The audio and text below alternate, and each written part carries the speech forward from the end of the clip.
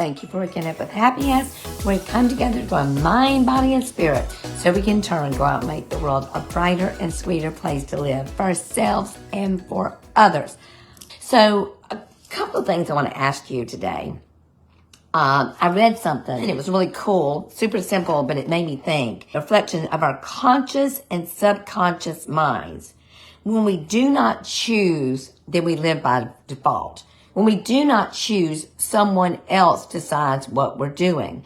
And y'all, I don't know about y'all, but that happens to me all the time.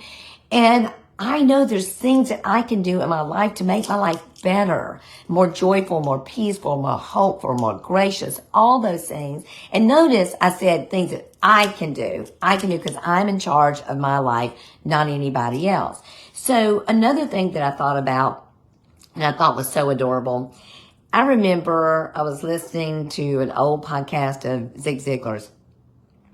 And Zig Ziglar, every time he opened up his message, every time besides telling a joke, he would always say, how many of you believe there's something you could do in the next 7 days to make your life worse? Of course, everybody, of course, laughs and everything. He says, okay, on the same token, how many of you believe there's something you could do in the next 7 days to make your life better? Whew. Well, you know, I'm in a season, and I see my brother's on here and he can say an amen. I'm in a season of my life right now that my life is so out of control. I don't know what word to use it, but I truly have to make some decisions to figure out how I'm going to live healthy and mindful and peaceful. And my life's not horrible. Don't get me wrong. Life's not horrible. I've just been given new and greater responsibilities and things that I can't do things the way I used to do them. It's not working. It is absolutely not working. And so I have come to some decisions about some things, and I've got to make some more decisions, because guess what? Not making the decisions is not going to make the difference. And I had to, what really made me think about, there's two things that made me think.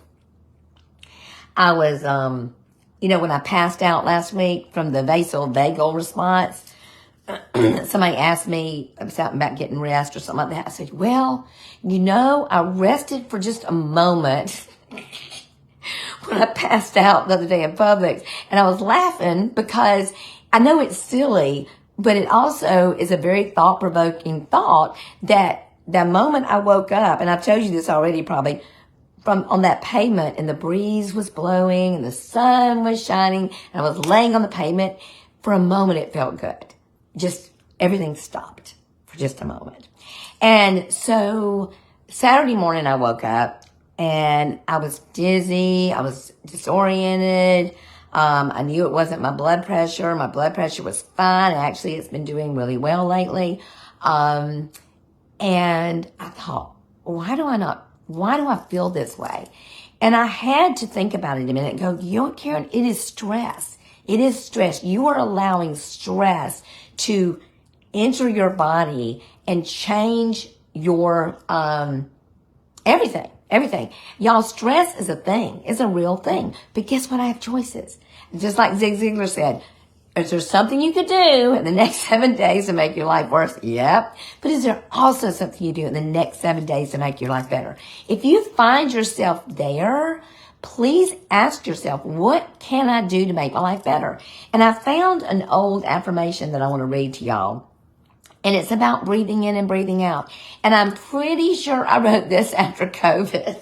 I'm pretty sure I did. And remember, I went to a therapist and I want to go back to her, and I'm going to go back to her. I just haven't slowed down long enough to make the appointment.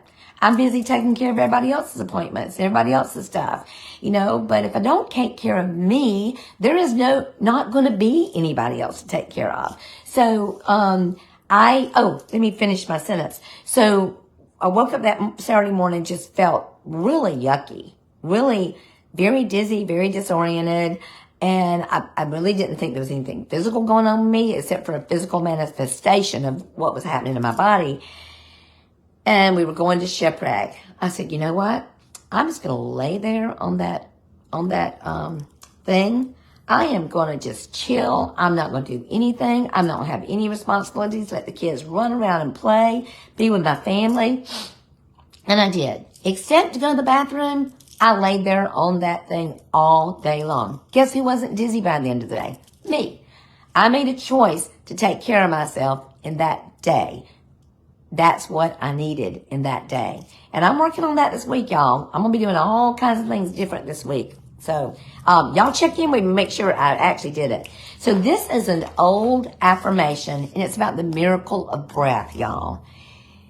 If you will stop when life is stressful and when it's just running way too fast for you and just take deep breaths. I know that sounds crazy, but we were created in breath, and breath can help so many things. And there's people that do breath work. Those things work. The therapist that I went to, Rafi, she taught me how to breathe. She taught me how to use my breath to help myself. And so hopefully this can help you too. And like I said, I wrote this after COVID, when there wasn't a whole lot of breath. So hopefully this will make your heart happy. The miracle of breath. What a miracle. Breathing in and breathing out. Taking in oxygen that goes through my lungs and find it my heart and my body.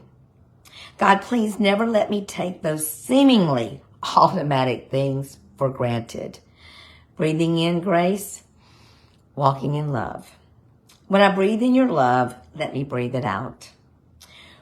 Your grace, I want to breathe deep breaths of grace, deep breaths of love. God, let me just breathe and relax into the peace.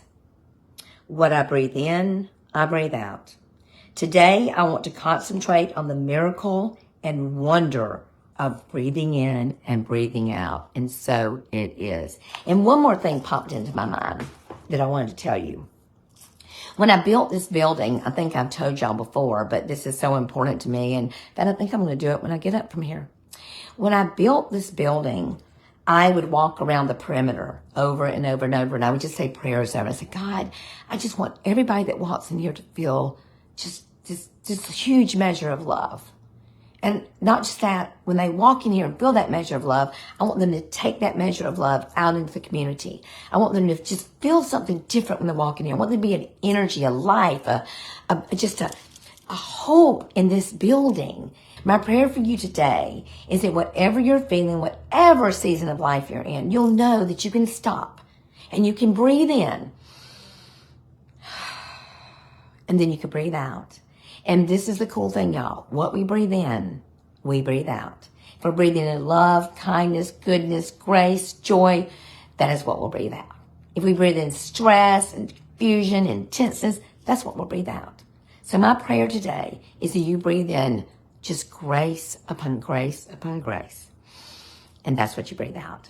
Y'all, I love you so very, very much. Be sweet, y'all. Bye.